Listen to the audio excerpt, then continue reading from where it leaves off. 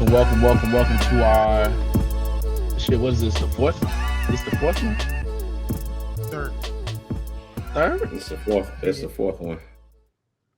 Technically, it's the third because the first one he ain't record. It's the fourth one. Yeah, I can go It on the might be page the right fourth now. one. Okay.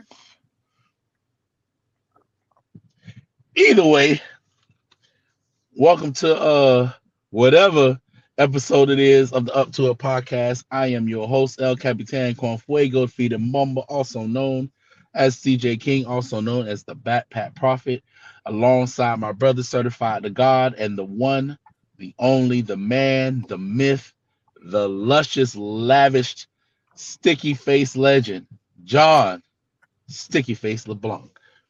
And we got a good one for y'all today. If you putting down what we picking up, we got a good one today because we about to talk about a subject older than time and rhyme. Because in the beginning was the word, and with the word, it was DJ Kool Herc and Grandmaster Flash. And from them begat Wu-Tang and Rakim and an old dirty bastard I love so much. And from them came the Illmatic poet Nas, Biggie Smalls, Jay-Z, down to Atlanta with Outkast and all our favorite hooligans, down to the dirty South to the bottom, where we from, with Two Live Crew and Luke and JT Money and Trick Daddy and all them hooligans that we love so well. Over to the West Coast with NWA. There's a couple of places I missed in between, but we're gonna get to that too. The conversation is simply put, is hip hop dead? Let's put it like that. Is hip hop truly dead? And in what incarnation does it exist now? And is that the incarnation that we appreciate, or that's gonna help push hip hop forward? I don't know which one of y'all want to start. I know Certified is chopping at the bit, but I'll open the floor for discussion. We'll get to it because I feel like we're gonna have a slight argument because I already know Sticky got some bullshit. But y'all talk to me. Nah, no, ain't gonna be no slight argument. But now we gonna leave it to the music extraordinaire over here, certified. Talk to us, bro.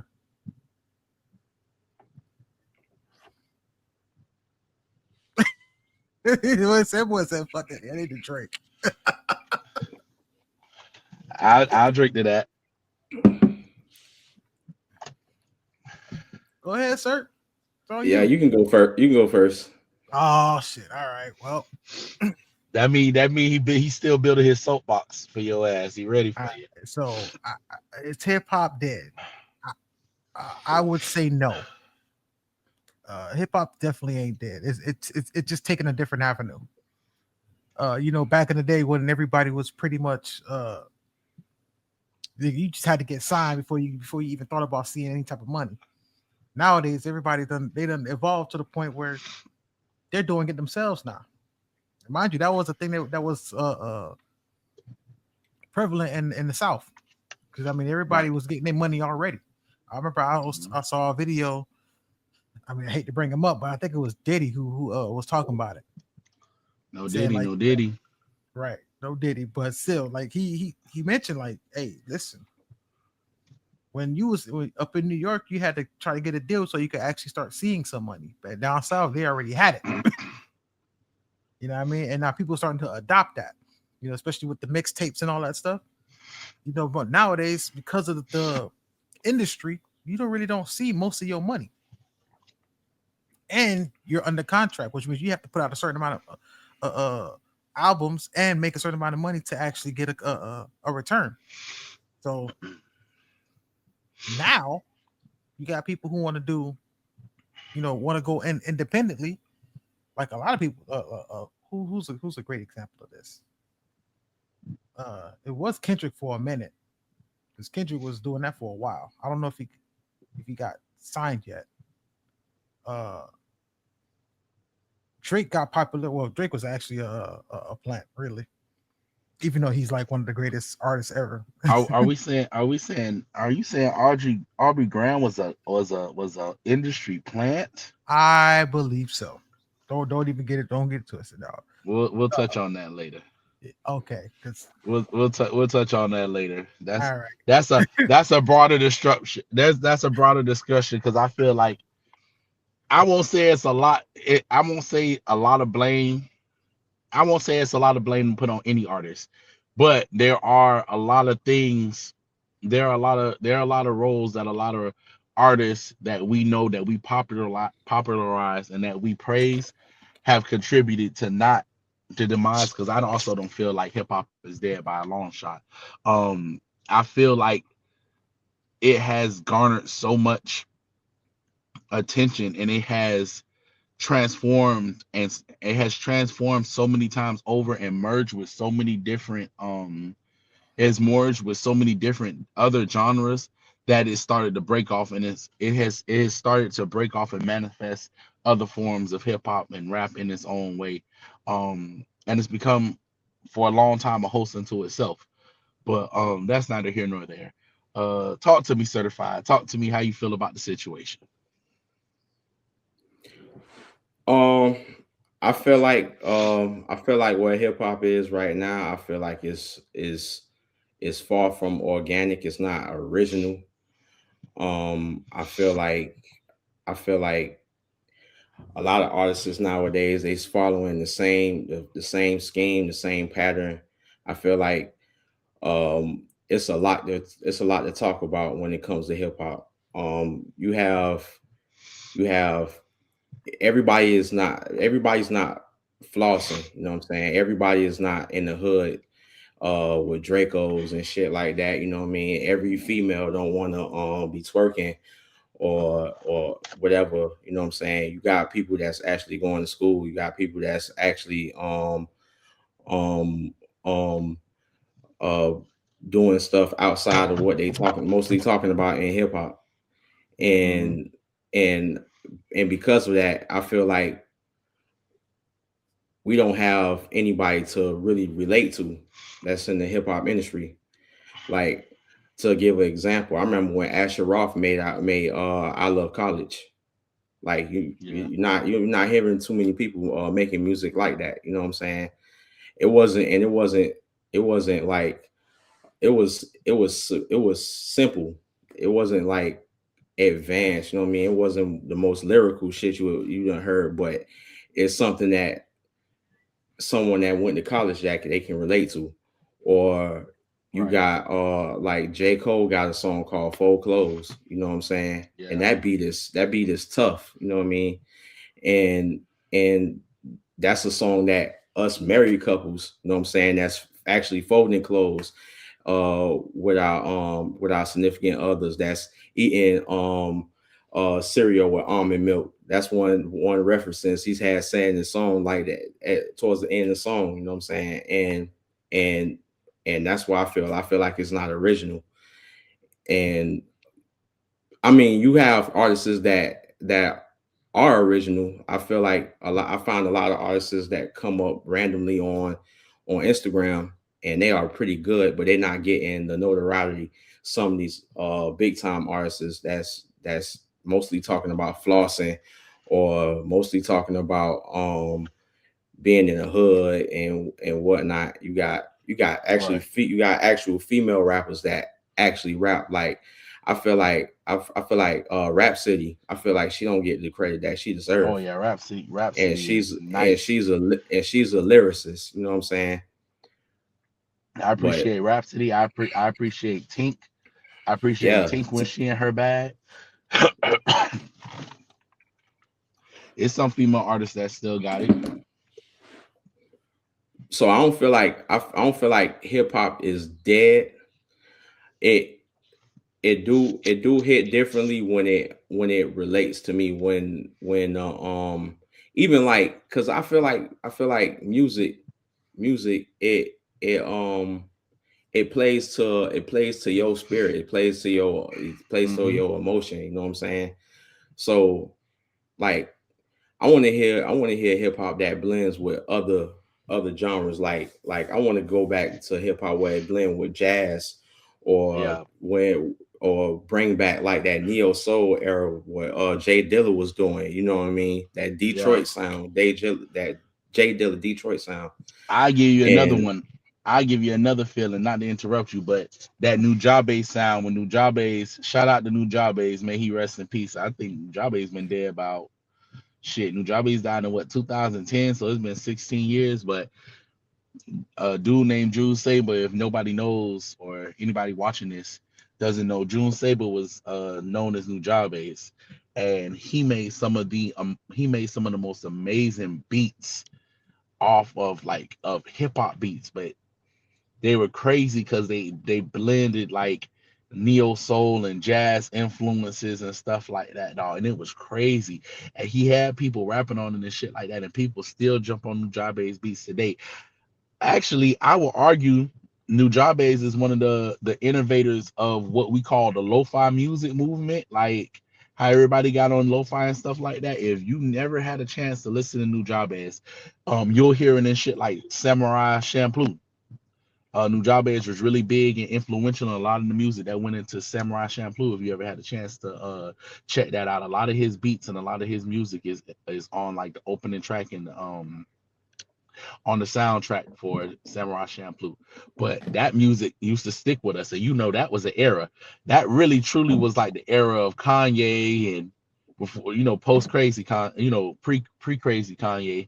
Um and how could I forget my dog Talib Kweli, and of course Mos Def, but Lupe Fiasco, of course. Oh, Man, I still remember the first time I heard Lupe Fiasco on Touch the Sky, dog. With that Lupin the Third reference. Yes, yes, yes. Guess who's on who's on third? third? Lupin still Lupe like still Lupin the like third. Lupin the Third. One of the smoothest tracks. Like I miss when niggas knew they had an opportunity on a track and did not fuck that shit up. You feel me?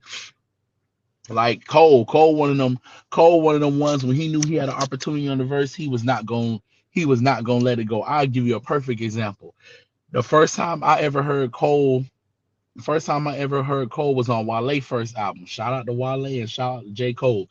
But I gotta give, and Lord, this might be a controversial take. Get ready with the chopper sound certified, because I don't know if they're gonna like this one. But my hot take for the night, and I might have a lot shit because it's hip hop, and y'all know when I get to talking about music, I get in my feelings. But J. Cole has obliterated Wale on every single song Wale has allowed this nigga to be on with him, and it don't make no fucking sense. that is a interesting take. And listen, I'm gonna prove my thesis. Listen to Beautiful Bliss. Listen to Beautiful Bliss by Wale featuring J. Cole. Listen to You Got It off of Friday Night Lights, J. Cole featuring Wale. Listen to My Boy. Listen to My Boy by J. Cole and Wale. Listen to My Boy. And what I love about My Boy is that J. Cole, I mean, Wale went in. Wale went in. Like, that boy said, I raised my hand and raise your family's casualties up. Like, he was rapping. But then the good man, Jermaine Cole, realized that I don't even know if Cole had put out Forest Hill Drive yet. I don't even remember what album it was that he dropped that he ain't tell nobody he dropped. But listen to My Boy, and I don't know who pissed J. Cole off before he got in the studio, or if he was just like, I can't let this nigga with this African name whoop me. I can't let Falarin get over on me. Like, that was a good verse. Good job. He obliterated him. What homeboy say every time he talking about one of the anime characters? He faded him. Like, literally. Come on, Huncho. And it's bad because if I was Wale, I would like, my brother in Christ, we're supposed to be friends. We started this journey. Like, we're supposed to be friends, my friend. What are you doing, brother? What are you doing? I'm on the vine. I'm on the vine here, withering, and you are setting it aflame. Jesus Christ, Rocky. But that's one of my hot takes. That might be my first hot take of many because we talking about hip hop right now. But any song, that J. Cole and Wale have been on, J. Cole has obliterated Wale. I don't know if it's personal. I don't know what it is, but oh my God. Oh my God. That if that's a fight, it has not been a fair one. I tell you that much. But yeah, I feel truly to circle back around to Certified's point,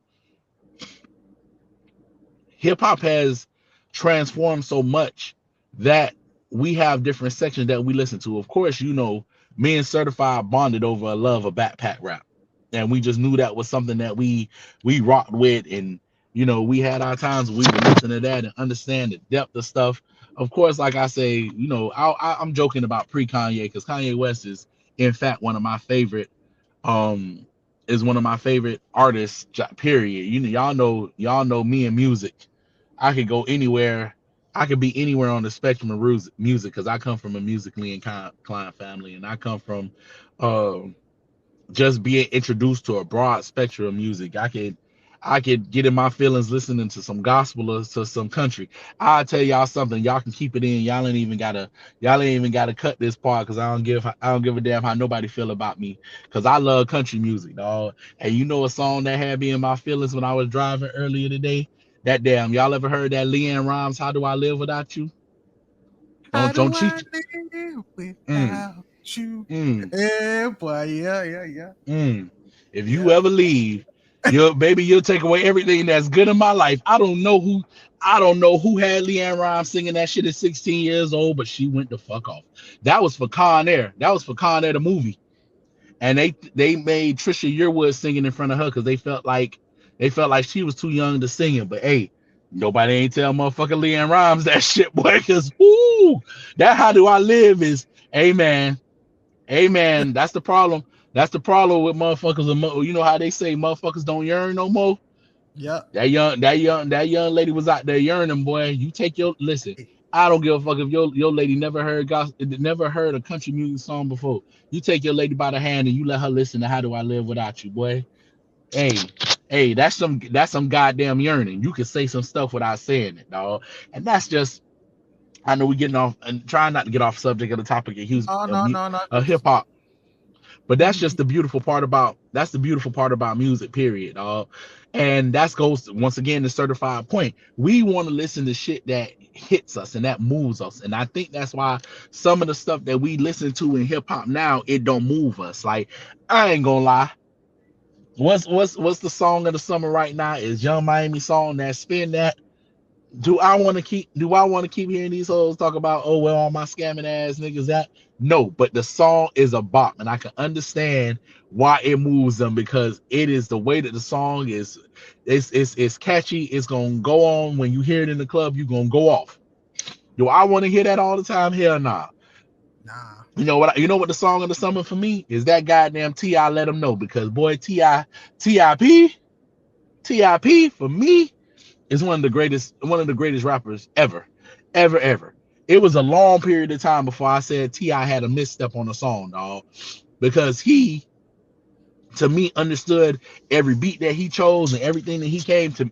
To me, him and Jeezy are the epitome of trapper rappers, like true trapper rappers, like who made music and they still made you feel it in your soul, dog. And to be honest with you, because you I was already waiting. know, I you was waiting already on. know where I'm going. I mean, I think Ti and Damani just released a song that's dedicated or attributed to Juneteenth, and Yeah. it's fire. And look at Damani. Damani is a mind-blowing rapper, dog. But if you not on that type of vibe that we were on back then, that not even motivational, but that eye-opening backpack rap, like, that's telling you something. And a lot of time, we in the era now where people be like, man, that shit is boring and stuff like that. Yeah, but you know what that also speaks to me too? That's why I never like to hear motherfuckers come out and say, oh, We don't need 40-year-old rappers. We don't need 50-year-old rappers. We don't need rappers getting older and rapping because rapping is an old man's game. That's a motherfucking lie. Because you know what always stuck with me? Jay-Z was 40, almost 50 years old. He came out with that 444 album. And in the story of and even before that, Magna Carta Holy Grail, when he was talking about Picasso Baby, and when he was talking about all these songs, when he was like how he got a patent, and when he first bought it for 2 million, bought it for 1 million. 1 year later it's worth 2 million. 3 years later it's worth 6 million. And he ended the line, said, I can't wait to get this shit to my children. What are we talking about? You know, like that's the type of that's the perspective that we want to hear from somebody that's made it out the game, you know, or who has some skin in the game and actually has invested stuff in. You can say whatever you want about the motherfucker, but when I hear stuff like that, I don't take it as flaunting. I take it as okay. I take that as motivation, because the way he delivered that line, he said, "Hey, I bought that shit for 1 million. 1 year later, it's worth 2 million. 3 years later, it's worth 6 million." He said, "I can't wait to get this shit to my children." He talking about shit in all other type of songs, dog, where you have to catch it. But if you don't understand what he's talking about stuff at a level that you don't understand. And it's the inverse, bringing it back to Drake, where Drake will tell you, Drake will have you looking up some shit. I remember that nigga dropped the line about the Mercedes Pullman. The Mercedes Pullman is an extended Mercedes, dog. You will never see this car in your fucking life. Never. This shit is reserved for rich people and dignitaries. You will never see this song. And like he tells you, you'll never see it. You know, you have to reserve it, or you got to book it to even have it made for you. So, or like when he talk about taking girls out there in I'm about to say the Poconos, but like when he's in Italy or in Spain and stuff like that, and they taking the yacht from one place to another. Like it's beyond you what he's talking about, dog. Nor do you ever care, because sometimes one of the things I've learned in listening to, like, because you know Drake is on the edge of, to me now, he's not rooted in reality like he was rooted in reality when we were younger.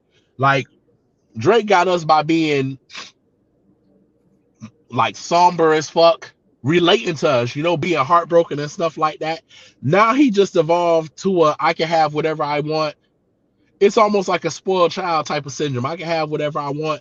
Shame on you for letting me trick on you, but you still doing stuff while I trick on you and stuff like that. Like exposing characteristics that you allow. It's like it's toxic rap. There's no other way to put it. It's toxic rap that shows no growth. And I think that's one of the things that we at our age, while we still kind of love him, you know, we gotta love him, and we know that he's a hit maker. To that same extent, what we're really like is, hey, that shit don't resonate with us like he used to. I know that's one of the things I listen to him as time goes on. He still has some hard ass songs to me. I will never completely count him out. But the more I listen to his full body of work, I'm like, no, this shit don't resonate me, because what are you talking about? You know, like, what are you really saying? Like talking, you know, it's all about how like women doing you wrong, but you getting them back, or it's like a tug of war about money and all this other shit, dog. That shit ain't relatable to us, you know, like. What are we talking about? None of us can sit here and afford to trick on women, nor do we want to, because as we get older, nigga, that shit is exhausting. That shit is exhausting to do what he would do, you know?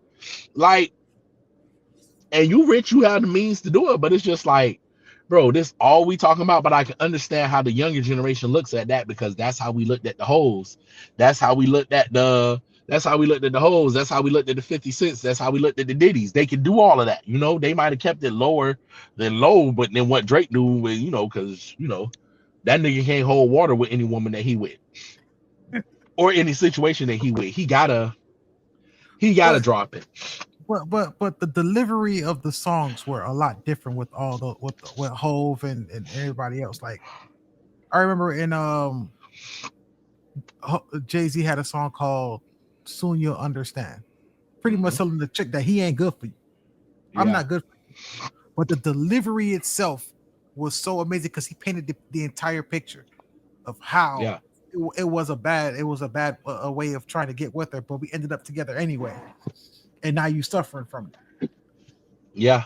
So not all his songs is like that, but when you hear a song like that, you're like, man, you know what? I can fuck with this because I understand what he's getting at. Yeah. Because there's been times where you telling the chick, hey, listen, man, I ain't what you need. Even Song Cry. Even Song Cry was like the last verse. The last verse on Song Cry was realistic as fuck because and it's something that we need to hear as men. Cause we do play games, we play crackhead games when we gotta find out and win crackhead prizes. When that motherfucker said, I'm a man with pride, you don't do shit like that. like you don't go leave me hanging, leave me stink like that. I was just fucking them girls. I was gonna get right back. But then he comes back, he tells the truth. They say when a good girl's gone, she's gone forever. I have to live with the fact that I did you wrong forever. Like, so he is of course a master with his words. Like a lot of motherfuckers say that Jay-Z only reached his pinnacle of how he is because motherfuckers like Tupac and Biggie died. And I hate those type of comparisons because we don't know where Biggie would have been or how Biggie would have blown up, even though we knew he had massive potential. Biggie Smalls is in my top 5 dead or alive of rappers. Period. Like Biggie, the way that Biggie Smalls rapped inspired me to become a poet. That's how, because I wanted to be able to write as smooth as Biggie rapped. Like I didn't know how to I didn't understand how to frame it when I was younger, but the way that he rapped on that One More Chance remix, it was like that nigga was moving through water. It's like that big nigga was doing some type of Tai Chi, dog. Like people to this day still can't rap like Biggie Smalls rap. He just called Biggie a waterbender, bro. Hey, I'm talking northern New York water tribe. You did. First things first, I Papa freaks all the honeys, dummies, Playboy bunnies, those wanting money. Those are the ones I like because they don't get Nathan but penetration. Unless it smells like sanitation. For God, I turn like doorknobs. Heart throb never. Look at the inflection. Black and ugly as ever. Degrading oneself. However, I stay Gucci down to the socks. Rings and watch filled with rocks. Listen, that's one of the greatest verses a motherfucker ever rapped. And that's on a remix to a song. Listen. Biggie was your boy. Pac was mine. So. And listen, I love Pop too, because I love Biggie. My brother loved Pop. I couldn't get away from fucking Tupac Amaru fucking Shakur in my fucking house because there was nothing. I couldn't get away from Tupac and I couldn't get away from goddamn Wu-Tang Clan. Because my cousin, shout out to my cousin Mikey, because Mikey had us like we were fucking the fruit of Islam listening to fucking Wu-Tang in the goddamn house of Palaka, dog. Like, there was nothing else. The RZA, the Jizza. There was nothing else but goddamn Wu-Tang, dog. The only reason I knew anything else is because we used to watch BET. Like, late at night, we used to watch the BET music videos, dog. And, like, that's how I found out about Bone Thugs and Harmony. The first song I ever heard from them niggas was Crossroads. Mm-hmm. Like, that's one of the first videos I ever remember seeing. Two of America's Most Wanted, fucking Pac and Snoop Dogg. Snoop Dogg yet again is another one of them motherfuckers that, unless you notice his progression, he had some of the greatest raps. He has one of the greatest flows of hip hop too. It's meticulous, it's smooth, and like I don't even know, it's in and out. It's like just like his demeanor, like how he get his money. I'm in this bitch and I'm out. I'm in and out the spot. I'm out this bitch. Like I always love that about him. Pac was aggressive. Respectfully, we don't mess with him no more. Who? Snoop. What Snoop done did? What did he do? What Snoop done did? Talk to him. Oh Lord, I got the He, drink. What Snoop done did? he switched sides. He DJing at Trump rallies. Respectfully, we don't mess with you no more. Respectfully. Oh, big Snoop. T-O-double-G. Say it ain't so. Damn. Oh Lord. Well, and that go. I feel like that goes to like, hey man, what you really value in this industry, and I figured that he did it because it's a money thing. You know what I'm saying? But you know, and then it's that going to principles, and that's one of the things. I ain't gonna lie. I looked at Nelly funny when Nelly did one of them Trump concerts and stuff like that. But that goes into us our artists that we love and appreciate never not being up on their money and doing what they need to do. Do I think Snoop really need to do that? I think Snoop just don't say nothing. Just don't say no to nothing. And you ain't you know he the type where you ain't gonna argue with him. So hey, but it will come to pass. We gonna see what it is, especially the time we living in. Speaking of Nelly though, because I like Nelly as a rapper too. Nelly really held us down in one of the craziest times in all hip hop, dog. I was mad with them when they were trying to like laugh at him when he said he came up in one of the hardest times of hip hop, because he absolutely did. He did. Because everybody was popping then. And then the people that came up, listen, because there was a lot of people that he didn't even compare himself to that were there out there. That nigga said Jay-Z, Eminem, 50. He said Jay-Z, Eminem, 50. Who else did he mention? He didn't even mention the Kanyes. He didn't, but another name he didn't mention, I don't think that he mentioned, which is crazy you didn't mention, because he was a real valid threat during that time, was motherfucking Ludacris, bruh. Yeah. Luda, one of the greatest rappers ever. And I used to think at first, I was like, this nigga kind of whack. He punch you with his punchlines and stuff like that and all. But Luda can rap. And it takes you understanding rap music, be like, nah, that boy can go. And to this day, he can still go. That's like sometimes Tyrese pissed me off so bad I forget that Tyrese can actually sing his ass off. But Tyrese can sing. Yeah, that it's like, and then they get in the movies and shit like that. You forget them boys can go in their respective fields, dog. I just saw a Ludacris do. I don't know if that was Sway. What interview he was on, dog. But they gave that boy 2 good beats, and he went to give them the business. And I was like, that's what we want to see, dog. We want to see our legends still come out with stuff, dog.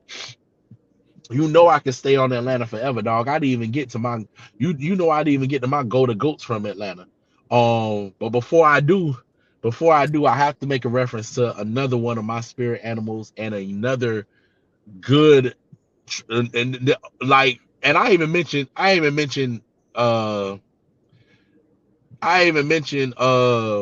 Lord, I was talking about Jeezy, but I didn't even mention Gucci, which is that's the trinity of trapper rappers to me.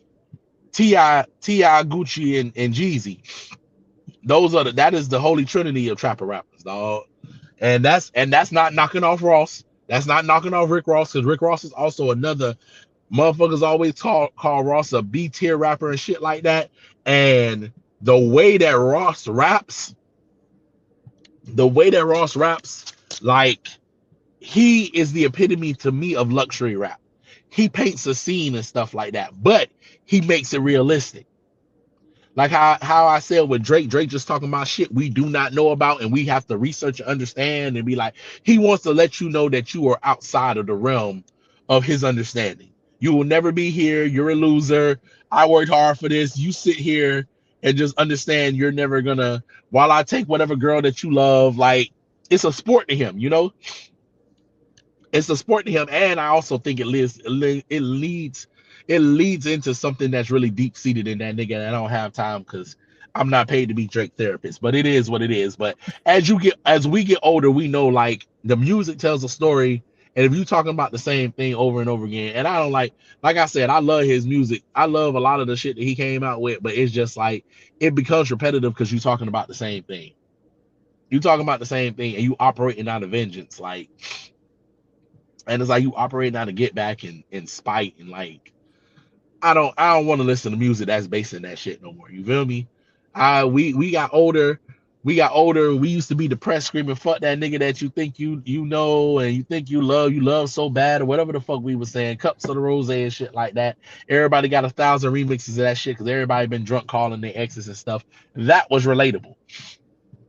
Singing songs about breaking up with a girl and saying that you need something different. That was relatable. Telling the girl, you know, making pop songs, I better find your loving, just hold on, we going home. That shit was relatable. You feel me? That's everyday stuff, you know what I'm saying? And that everyday stuff we can relate to it, and we felt it. Like yo, that's what damn near everybody goes through. And that's what made him a GOAT to us. That's not a topic. I mean, why isn't it a topic that you rap about? Because it puts you in the realm where you like, I don't know, like if you soft or something like that, you're not supposed to be expressing you ain't supposed to express yourself in that type of manner. You know what I mean? But it's real shit. You know what I mean? Everybody been through some type of breakup where it affect them. You know what I mean? And I also understand, not to cut you off, I'm sorry, Certified, but I also understand he's been through a lot in the industry because being in the industry for him put a big target on his back.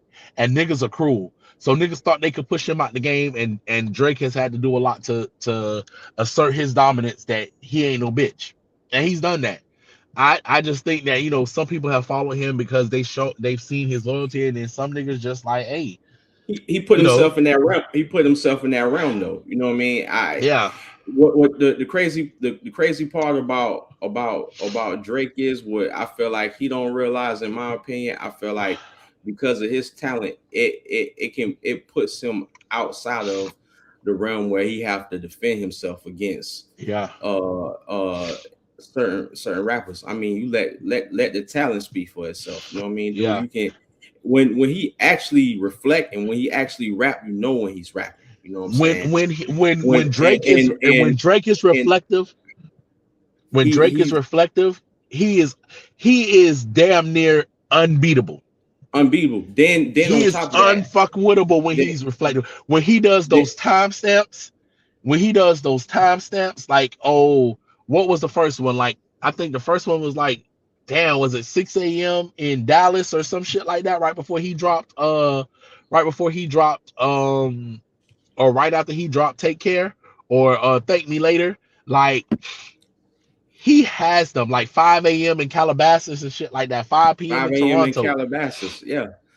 Yo, and then on top of that, what he put behind that is he can harmonize. He can actually sing. You know exactly.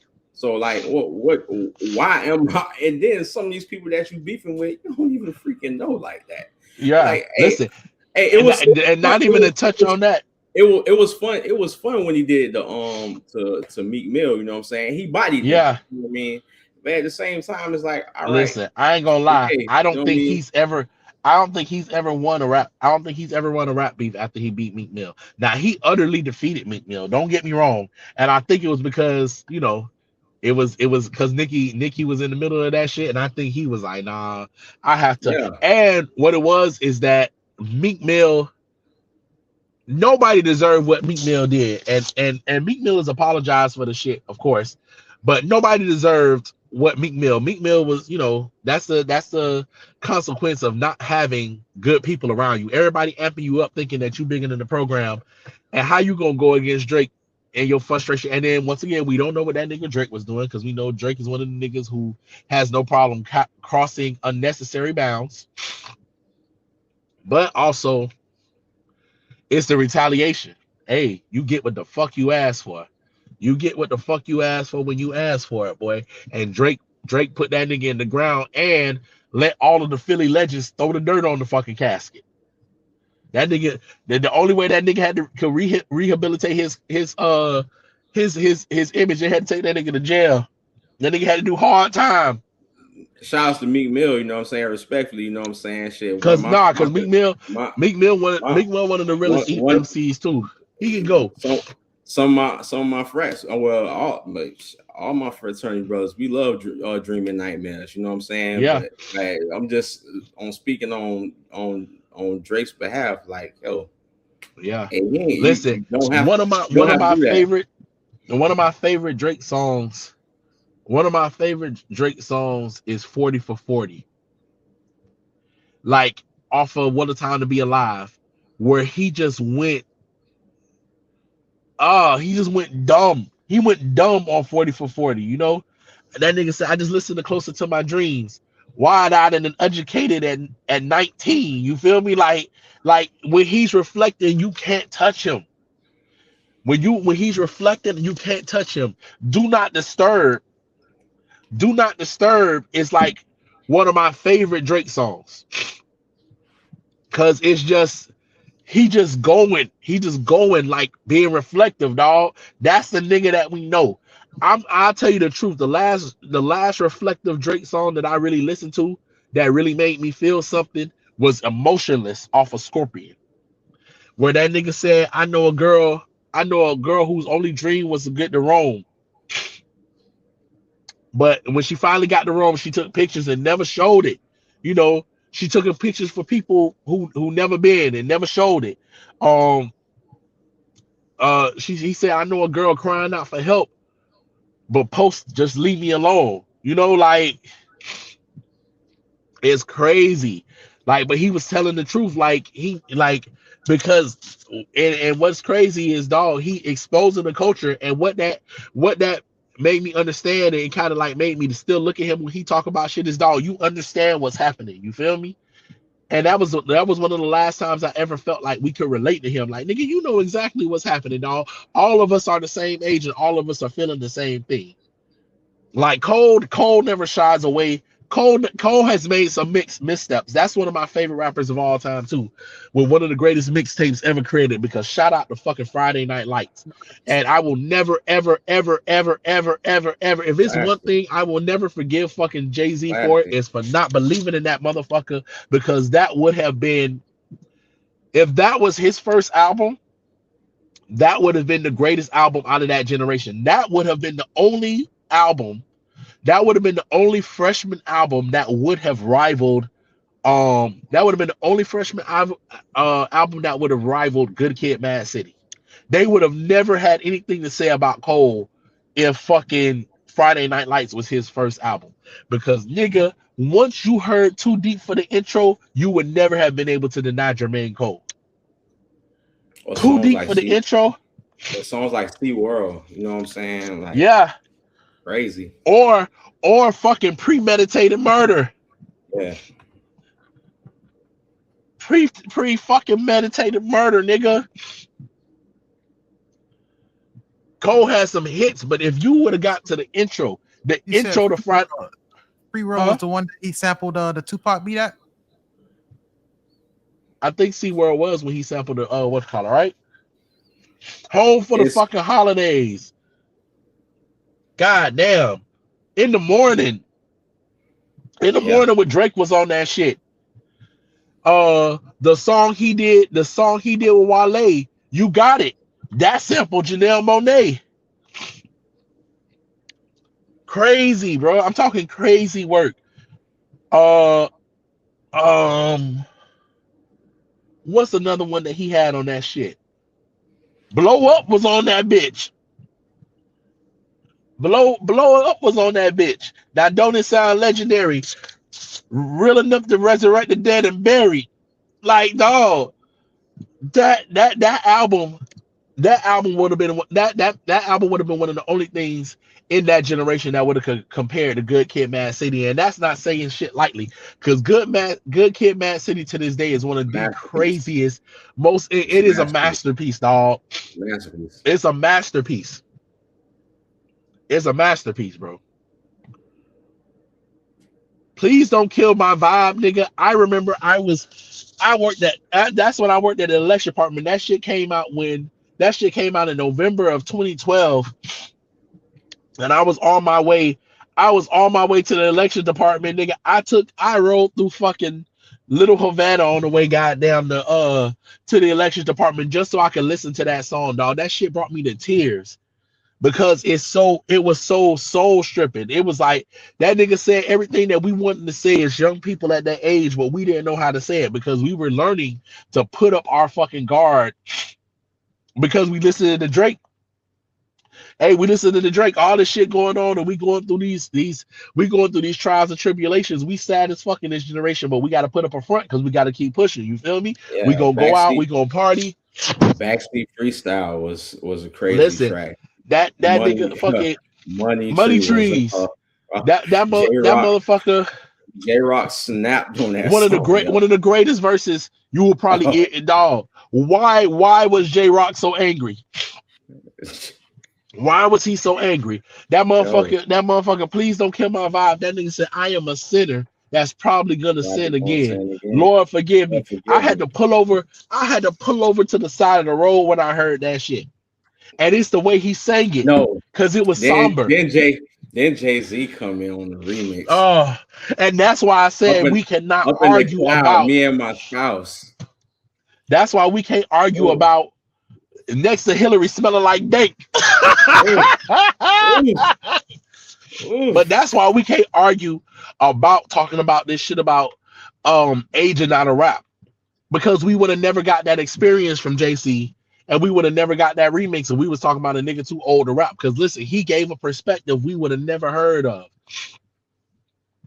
And another piece of history, I'm gonna let me finish this thought. Another piece of history that correlated so well on Drake's first album, on Thank Me Later, which I ain't gonna lie, Thank Me Later is not a classic. I can name you because I can remember the songs because I remember the hype around it, but none of those songs will ever go into the top 10 of anything that Drake has done. Just off the fact that Drake has done so much, but everything he's done since then has far fucking exceeded. Wasn't Lord Knows on No, it was not. Lord Knows was on Take Care, which is probably to this day. Take Care has some of Drake's greatest songs. Lord Knows, him and Ross. But number one, that's a low key. No, man, I'm sorry. Oh man, shut out, motherfucking the one and only Rich Forever. Put the choppers up for goddamn Ross, dog. Put the choppers up for motherfucking Ross, dog. Yeah, shout out to Ross. Because let me tell you something. I tell you, he can paint a picture. I was just listening to You Only Live Twice off of Certified Lover Boy. That nigga said, Hialeah celebrated when Fidel died. Patti LaBelle, who knew that we would sell pies. Like, dog, that's a Miami verse. That's a Miami sound. You feel me? We felt that. Everybody don't know shit about Hialeah and fucking Fidel or why it's important, nigga. Patti LaBelle, who knew that we would sell pies, dog. And before I get off of it, I don't care who say anything. Lil Wayne verse at the end of motherfucking You Only Live Twice is one of the greatest verses that smoking alien nigga ever wrote. And I don't give a fuck who disagrees with me, because whatever he was on, oh my God, that he must have thought he was just going in and out. But that nigga, I can't even reference what I want to say, because we gonna get canceled Wayne, in this motherfucker. I like Wayne verse off a Luxury Tax from Yes. But see, and then dog, it just shit like that, dog. Oh, you know what? Speaking of Ross and features, Ross got one of the greatest features from one of the greatest artists, one of the greatest rappers to have ever fucking lived. I love this fucking verse off of what album was that? God Forgives, I Don't. He has a song on that album called 16. And the motherfucking Andre 3000 gave one of the greatest fucking verses and did the hook. When 16 ain't enough, Oh my God. But you know what? That's not even it. That's not even it. Because you remember T.I. came out with an album right after that. And he had a song called Sorry, and he put fucking Andre 3000 on that shit. And that nigga Andre 3000 rapped his verse apologizing to fucking Big Boy and to fucking his children and to fucking Erykah Badu. Dog.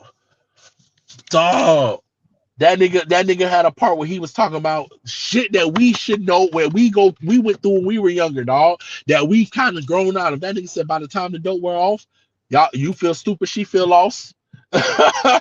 Dog.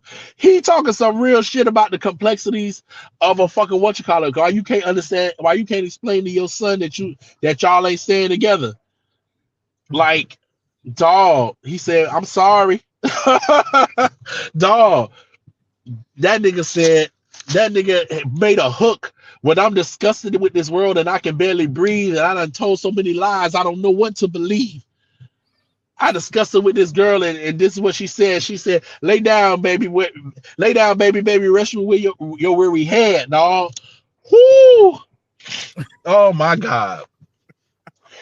Oh, how you a rapper today and you listen to stuff, even if you had the chance to even listen to something like that, and you like, hey man, I got to do something different, man. I gotta listen. How that shit don't, better. But you know what it is. Like, motherfuckers don't care. Motherfuckers don't care. They only want to know. We came from an era where when they used to get in the studio with each other, it was like, yo, you gotta come with the best. You gotta come better than I am, because I'm telling you, listen, if I go before you, hey, you might have to change your verse. You know what I'm saying? Motherfuckers don't believe it. We came from that era. We came from that era where, hey, yo, like, hey, I see. And listen, it's crazy because even Drake and them niggas do that. To this day, I like that about the fact that they hear motherfuckers verses. Because listen, Big Sean made Drake do that on Blessings. He made him go back in the studio on Blessings. Of course, if I was Big Sean, I'd go back and kill everybody after what Kendrick did to me on Control. Damn. Yeah. Fuck. The crazy part is Jay Electronica verse on that was tough. Oh my God.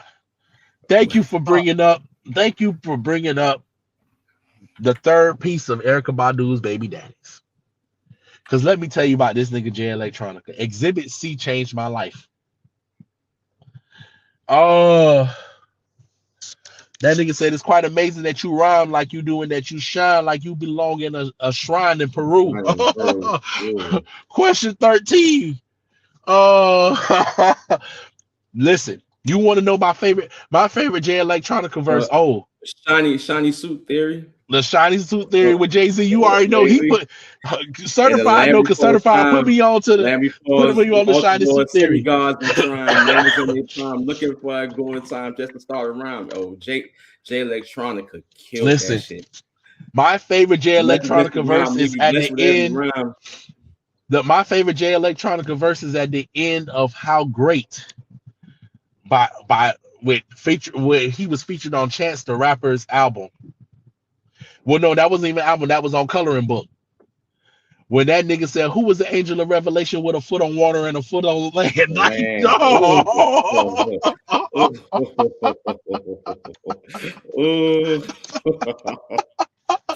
Who was the angel that broke in the House of Parliament and opened the book of the devil, saying, wrote the true name of the Lord in it? Old Jerusalem, New Jerusalem. Oh my God. Oh my God. Oh my God. And I don't know what it was about Chance during that time, but he was bringing the dog out of people.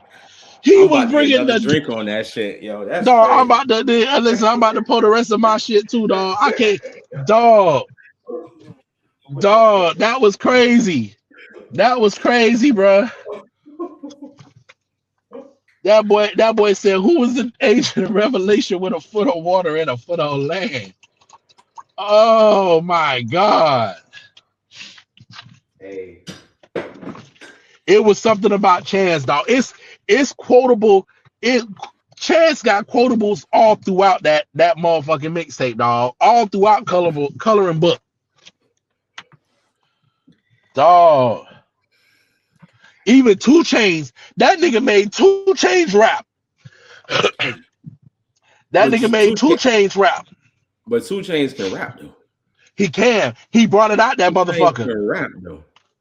Dog, that nigga, dog, my favorite line in his verse in that song was, got a mind full of ideas. Some of this shit might sound weird, dog. Like, I was like, oh yeah, niggas on that shit. Wayne had a hard ass verse on that one too. What song you talking about? Fucking No Problems. No Problem. He had a hard ass verse on No Problem. Bless me. I'm sorry. When that nigga said, I lay down Toya, hold up, get too choked up when I think of old stuff. Oh, move on. Oh. I love when rappers get in their bag when they motivated to get in their bag and pull some shit out, dog. Even though for me he's in that same category with Snoop. Respectfully, yo. Hey, who? Oh, Lil Wayne. For me, I don't speak for anybody else, but for me, yeah, him too. All of them. Damn. I know how it's the money, dog. It's the money and the opportunity. Respectfully. I'm not jumping in political views. I'm listening to just the music. You feel me? Nah, we'll have an episode for that. I can say that, but listen. Yeah, and it was something about Chance, dog. It was something about Chance. Like, that whole Coloring Book album was crazy. But a Coloring Book mixtape was crazy, but it don't even compare, because Acid Rap, if you never listened to Acid Rap by Chance the Rapper, Chance has some of the greatest songs ever on that album, on that mixtape. I keep calling it album, but on that mixtape was crazy, dog. The song he had with No Name, my druggie, love me, hubby, love me when I'm bummy, scummy. Let's get lost. You already know how I feel about her, yo. I love her music, yo. Yeah, we went to Afro Puff. That's my first time seeing her. Don't say I never gave you niggas anything. She killed it. Sticky, you never went to Afro Punk. No, I never went to Afro Punk. She killed Man, it. you would have never been the same, dog. Afro Punk was crazy. We went out there and they fucked up her set. So she was supposed to get like 30 minutes. They gave her 15.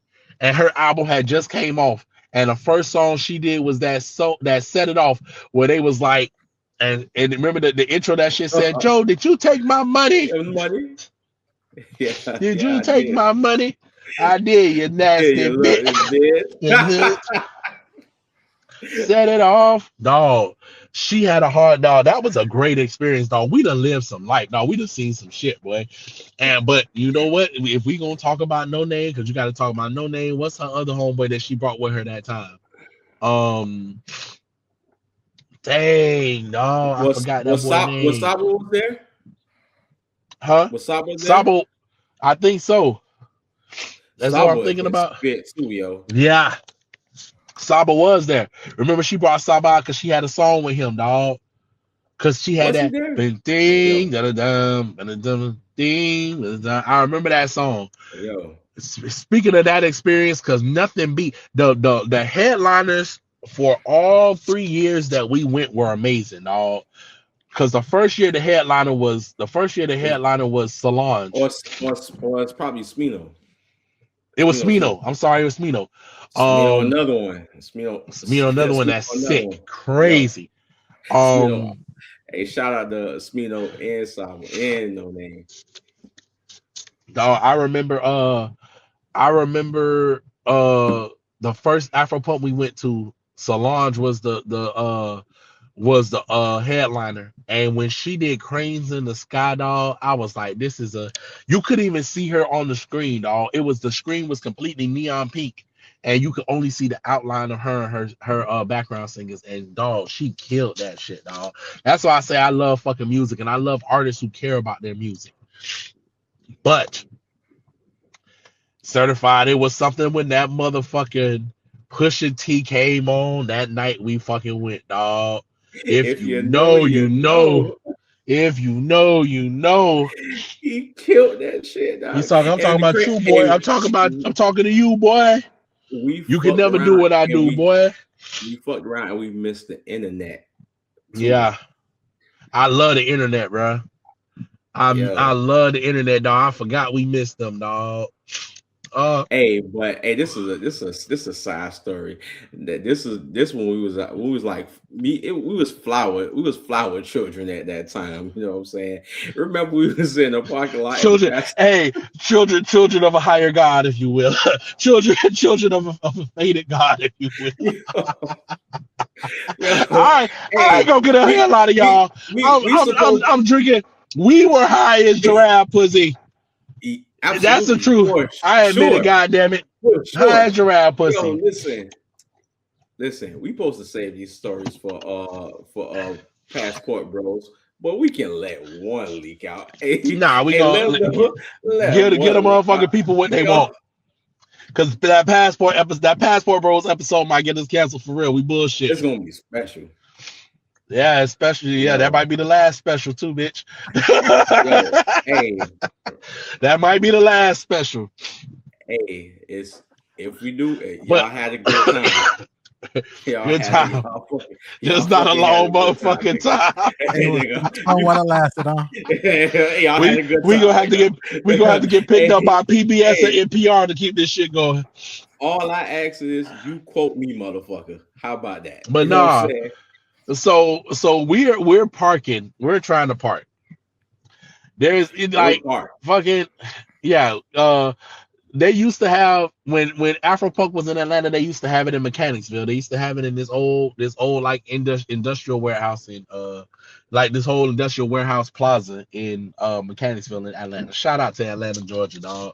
Where the fuck would we be without Atlanta, Georgia? Y'all know it's been officially 10 years since that first trip we took, right? I just wanted to remind y'all, shed y'all tears. We'll get back there one day, someday. But Passport Bros, man, we gonna let y'all know a whole bunch of shit, yo. He keep bringing that shit up. He must want to get canceled. But no, we not. children of a higher God. But yeah, so we're in the car. God, one day we got to tell you this story how we pulled this Kia Soul out our ass to get to Atlanta. But this is a trip when I found out motherfucking El Capitan is a motherfucking Formula One fucking racer, nigga, or a getaway driver one. So in another life, feed him mumble. But so we're sitting up there. It's me certified. And shout out to Akasha wherever she is right now. That was our dog, 100 Grand, who was also a part of IFL. The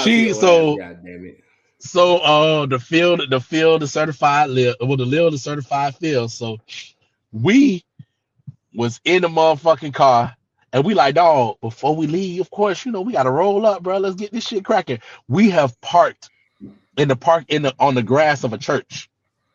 And we like, dog, hurry up before the pastor, because the pastor was parking people, and we didn't know he was the pastor. But the dude who happened to be the... I'm trying to roll this bitch as fast as I can, goddamn it. So Akasha takes it from him, because I'm driving. Akasha takes it from him. She didn't take it. She let me keep going. Oh, yeah, she was like, keep going. So she like, hurry up, he coming. So I'm like, dog, can y'all hurry up and just roll the weed? I'm trying to smoke so we can turn up in this bitch, dog. And I say, dog, come on, we all ready. I knock at the window. Pastor staring down our fucking neck. Glenn rolls down the window. The pastor comes in and he say, and I'm still rolling, mind you. This young man certified still has a handful of ganja in his fucking hand. Still trying to get away with it. The pastor says, what's going on? I'm Pastor Robinson. It's gonna be $15 for y'all to park. Y'all can park wherever y'all want to. All I asked, that boy couldn't even finish his statement. That boy said, ooh, y'all in here smoking that stinking naked. Akasha says, oh God. Oh my fucking God. And I just said, Pastor, If you would come this way, I got you $15. Shit, I got 25, so you can walk away out like this never happened. I got 25 for you. You can act like this shit never happened, bro. Because I want to park and I'm still smoking this goddamn blunt. In Jesus' name. In Jesus' name. I'm about to smoke this shit and bless the field like Devon fucking Dudley. I don't give a fuck, Pastor. I'm sorry. I apologize. What do you want me to do? I'm a flawed man, Pastor. He let That us part. motherfucker say, willing, hey, he said I was young once, enjoy yourself. I'm willing to guarantee you, Pastor was probably smoking his damn self too. You know what I'm saying? Listen, Pastor. Wherever you at, Pastor, shout outs to you for letting Shout out to Pastor Robinson. I hope you for letting me finish rolling the weed. You know what I'm saying? Listen. That was back. Y'all can't never talk trash about me again. Just remember that. Y'all can't never talk trash about me again, bro. Huh? I pray wherever. Huh? I pray wherever Pastor is, he taking the weed of sacrament. Hey, y'all. I pray wherever he is, he be blessed. Never talk about you. Hey, you are the worst. Really. The prayer for parsley. I hope it's good story. I don't know what you're talking about. Hey, yeah, you don't. Whatever. That's why we remember and we gonna remind you, nigga. Wait till this episode drops. His camera right here. Yeah, this motherfucker right here, yo, with this damn red cup. When that Passport Pro, I'm telling y'all now, when Passport Pros drop, I'm deleting my social media. Don't ask me for nothing. don't come looking for me. You will not find me. You just gonna have to delete my shit. I ain't deleting that. I gotta keep my employment. I'm sorry, gentlemen. I'm sorry. Just I apologize. Me. That's all I have to say. I'm gonna be like the goddamn Van Perry. If I die young, bury me close. Lay me down in the bed of roses. But back to hip hop ain't dead. You know what I'm saying? Yeah, man. It's just so many things to bounce around to. But the common denominator is that we know for a fact hip hop ain't dead. I'll say, like I said, it is a metamorphosis into something that is beautiful, dog, and that transcends a lot of shit, dog. I was thinking the other day, shout out to Juice WRLD, how we used to listen to Juice WRLD, and Juice WRLD was hip hop, but Juice WRLD flipped the Sting song and turned that into one of the most painful, like, rock rap songs we ever heard in our lives. That shit dropped. Remember that shit dropped when we was in Atlanta one time. Yep. So it's like, and then listen, just a lot of ways that he came and he still flipped it. He did a whole song with the GOAT. He did a whole album with Future. Mm-hmm. And we didn't even get to the GOAT. We didn't even get to my coat. One of the reasons why hip hop will never be dead, dog. Because you can say what you want. You can say I'm a madman. You can say he don't make good music. It's okay, because I can tell you was a motherfucking lie. But Future, Hendrix, listen. And what's crazy, y'all don't want to get me started on this goddamn discography. And listen, I don't even listen to him not that much now, but I know he still make bangers. Because guess what? If you think hip hop is dead, why the fuck is Future got a song with Tyler and that's just been playing everywhere for the World Cup? If hip hop is truly dead, why is that shit not lacking? It's been integrated in everything else. And God, you will never be able to erase the creator of fucking March Madness. You'll never be able to do it. You'll never be able to do it. That is the most galactic dog. I couldn't listen to that song without getting emotional. Dirty Soda, do you hear me, nigga? Yeah, in the styrofoam. I've never drank that shit a day in my life. Yeah, his music it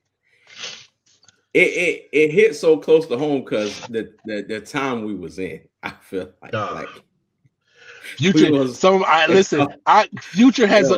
has imbued me with quotes.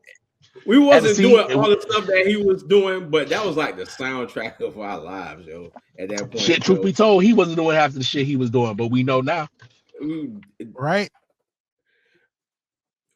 When you hear like Dib and Dabby with the semi-tuck, like it means something. It means something totally different to him, but it means something totally different. It means something totally. Well, it don't mean something totally different to him. It means something totally different to us when we heard it. You know what I'm saying? And yeah, like He was Listen, always in Atlanta, yeah. listen, even if we had to talk about, just some of the random stuff him off Forever Ever. When that boy said, I swear I'll be hearing my granddaddy talk to me. Like he is one of the perfect compliments of what Atlanta rap is with the new age and putting that poetry into it. Or Married On to the Game. Colossal. Listen, I beat a couple cases.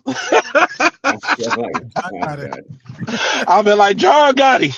How about that Biz baby? I've been like Thug Life. Thug Life. More money, more problems.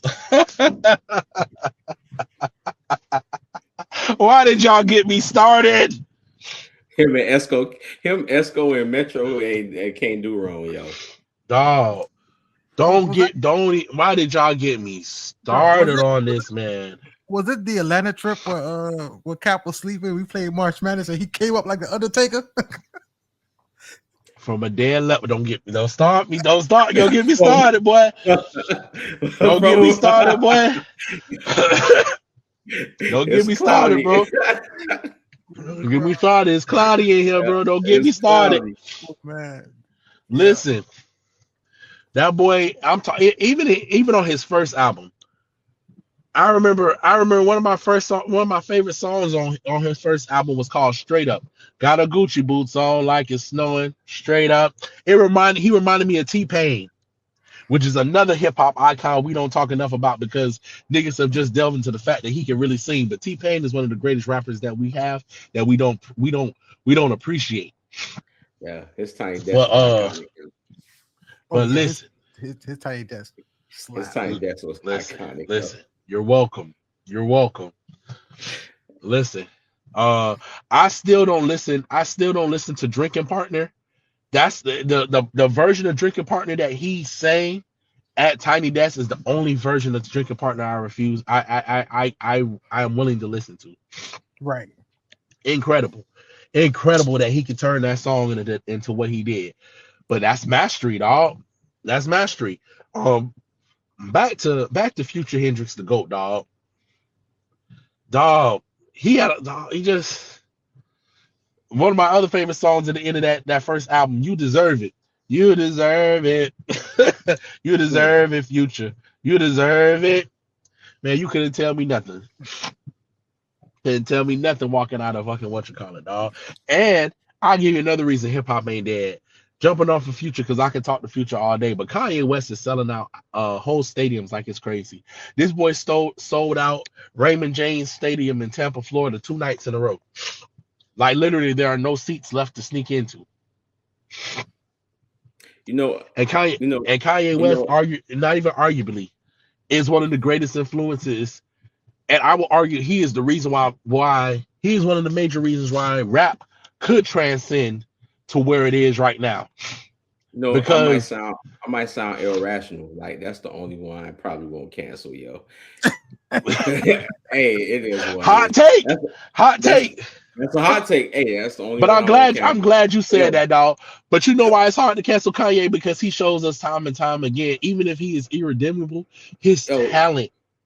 Besides this shit, I'm a producer, and one of the reasons why I started producing was because of Kanye West. Because when I first heard College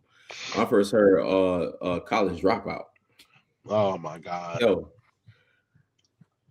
the first track. God. And all my niggas ass drug dealing just to get by. I stack your money till you get sky high. Yo, I'm like, yo, I've never heard no shit like that. Or it's called School Spirit.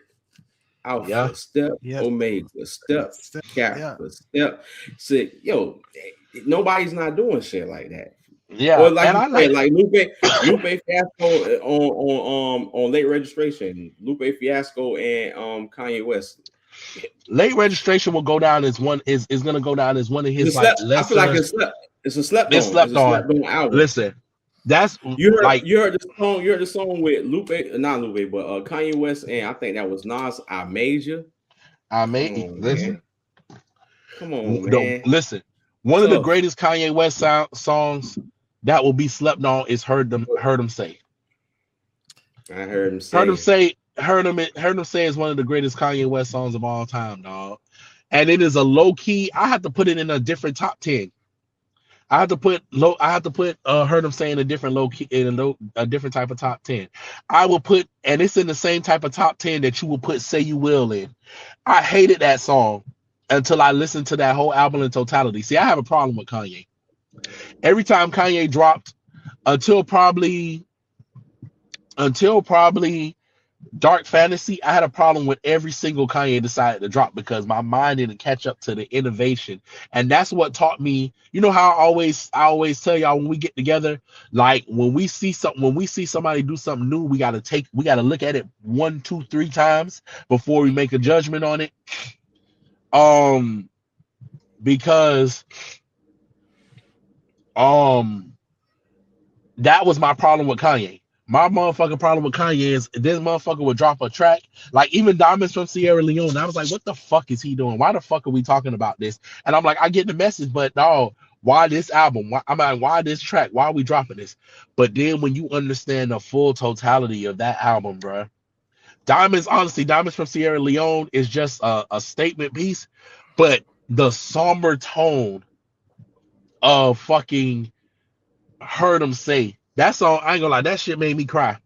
I heard him say, and that shit couldn't even finish. That shit didn't even finish. I don't even remember getting to Touch the Sky until probably the day after I got that fucking album.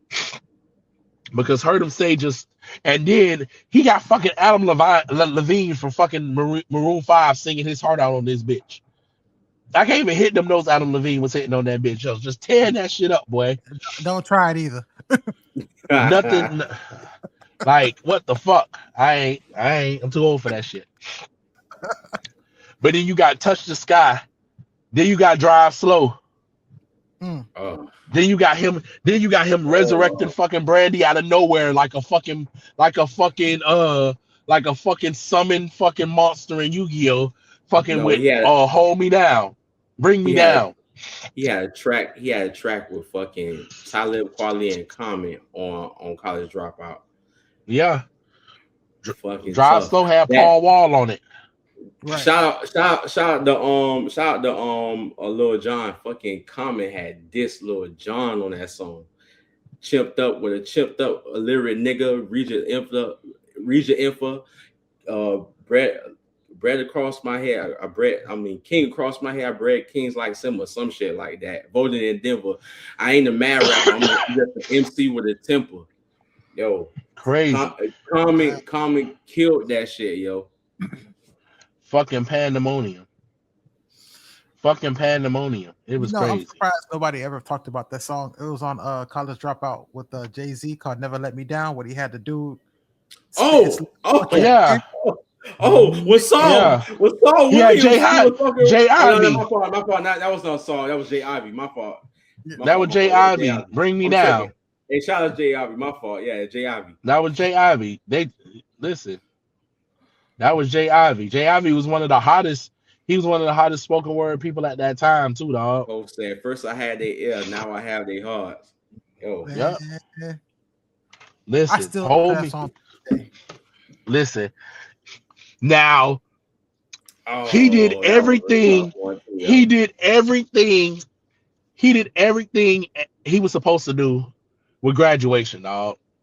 Graduation, and then this is how I know Kanye is one of the greatest artists of all time.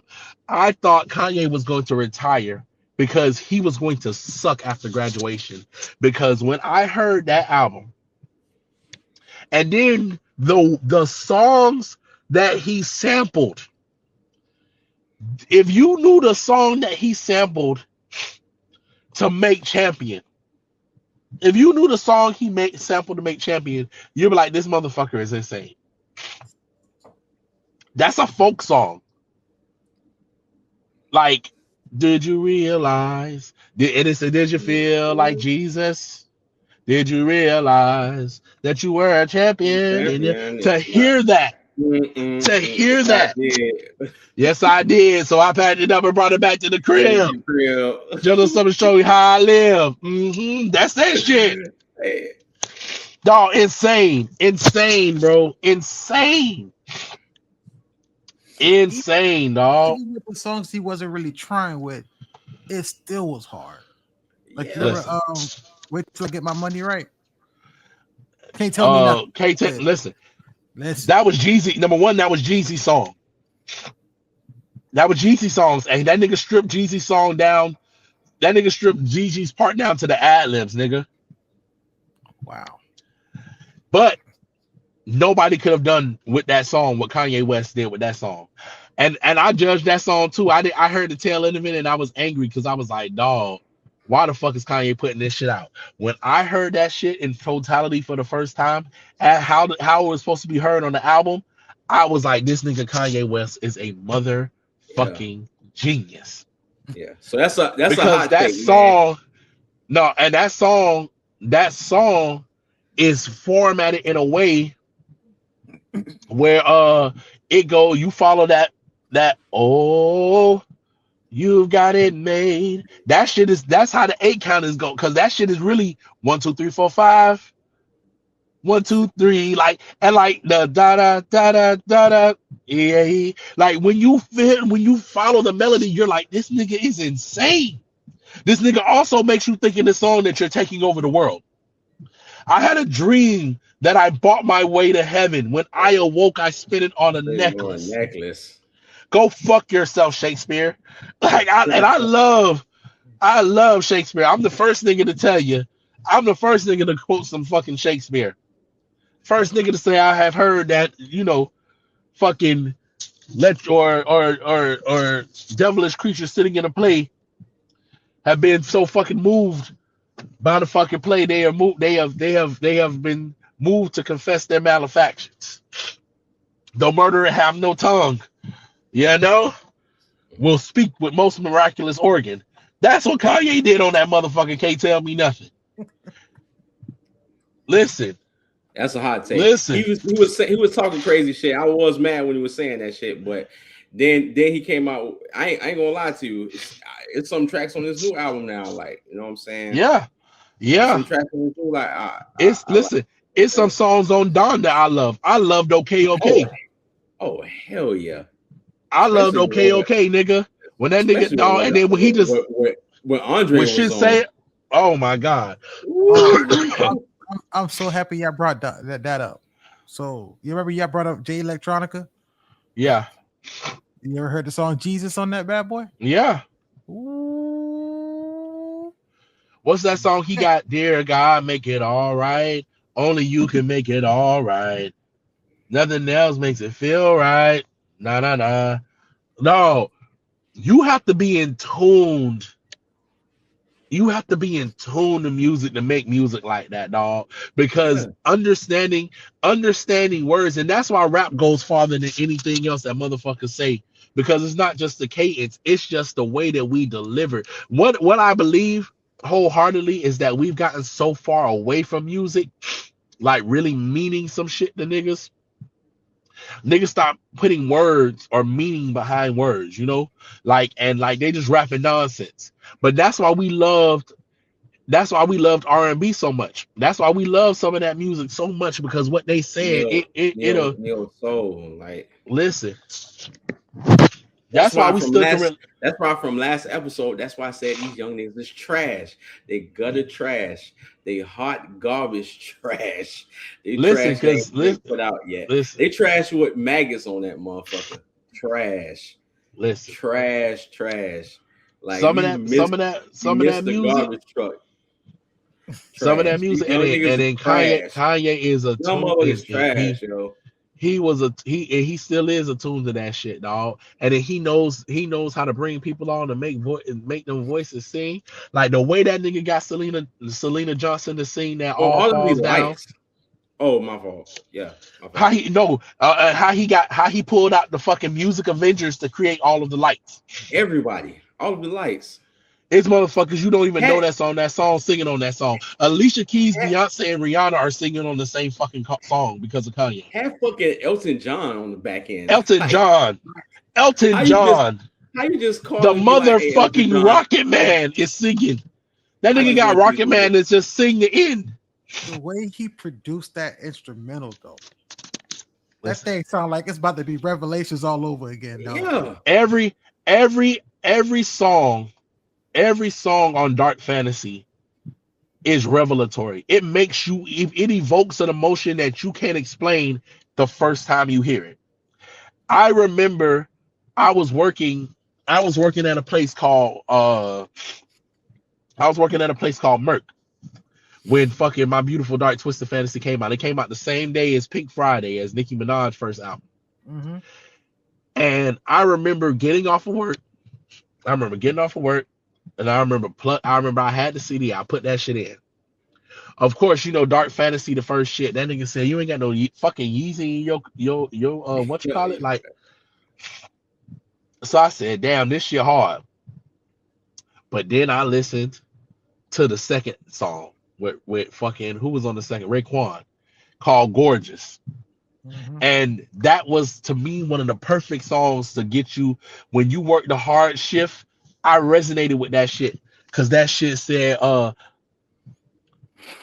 ain't no question if I want it, I need it. I can feel it slowly slipping away from you. Ain't no question if you blow it. You notice I will never ever let you live this down. Not for nothing, I foreseen it. I dreamed it, nigga. Once again, music moved me so much. Sometimes it make me shed tears, dog. I was fucking what? I was 22 years old, dog, and you know you at a point in your life where you be trying to figure out, what the fuck am I gonna do with my life, dog? You know, like you be like, damn, dog, what am I gonna go for here, dog? And to hear Kid Cudi say that shit, to sing that shit, you know, not for nothing. Niggas will make you feel like you're not doing nothing with your life, and it's not for nothing. I foreseen it. This shit we talking about, I dreamed it, but I can feel it slipping away.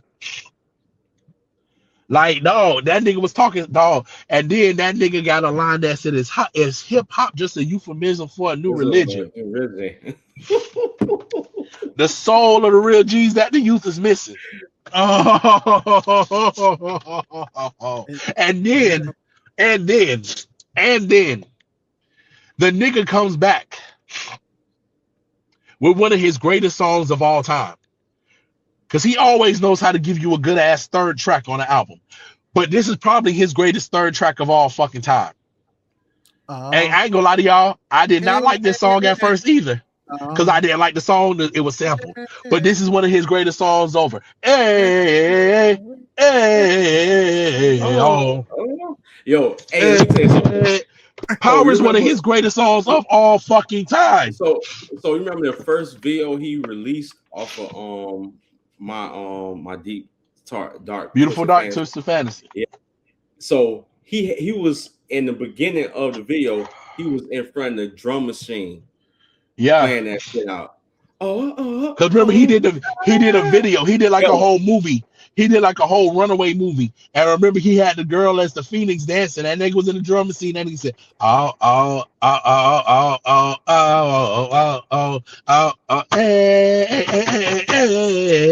And I said, you pussy just dropped the track. Like, this nigga's a legend. Who does? Yo, he a legend. This nigga's a legend, yo. And then he dropped the remix. Remember he did that. Remember he was doing the what that shit was called? What was the name of his record label? Good Music. Remember that nigga was dropping the Good Fridays? Mm-hmm. And let's talk in the Good Fridays. This nigga dropped one of the greatest tracks of all time. Don't Stop, with him, fucking Pharrell and Lupe. That's one of the greatest verses Lupe and Pharrell ever dropped. Dog. That nigga Lupe said Carrera, raised in the Teenage Mutant Ninja Turtle era. That beat was hard too, yo. Dog. Surprise. Dog. Dog, that nigga said He's what happens when rapping and avant-garde fashion collide. OMG. It's the CR. Oh, Lupe in No Life or the Next is to be fucked with, dog. No, dog. Oh my God, dog. You And you already can't know how even I feel find about that. you. You can't even find that song on the internet no more, dog. That's one of You the got- greatest beats. You know where you can find that song? On motherfucking SoundCloud, yo. That's crazy, bro. You That's find that crazy. shit on SoundCloud.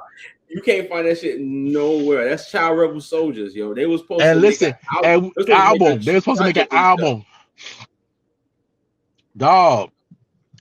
I remember that nigga had a song called Christian Dior Denim Flow with all them niggas on it. Mhm. Well, they had a song called Us Places. Yeah. Dog. The first track that nigga put out was the fucking Power remix with Jay-Z.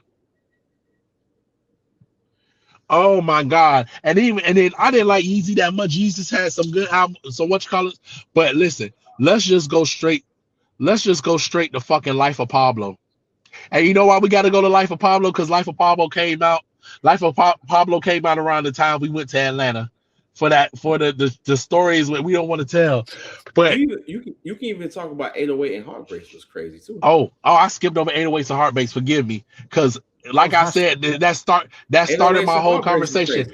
At first, I thought I was gonna hate that album, but then one of my homegirls in college was like, "CJ, just sit. You have to listen to it all the way through, nigga." She said, when you go home tonight, just sit down and listen to that shit all the way through. I promise you, it's gonna hit you.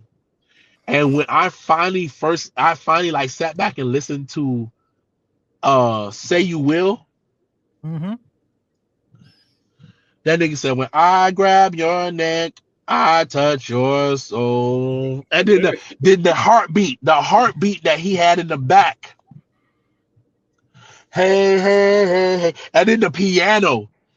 And then you know what? The one thing that he got us to, that part where he just let the beat ride. He just let the beat ride for like a minute and a half. And I said, this nigga Kanye want us to really feel how we feel. He want us to jump out the fucking. He want us to jump off the fucking cliff. See you in my nightmares. Heartless. That's one of my favorites. See You in My Nightmares. RoboCop. Love Lockdown.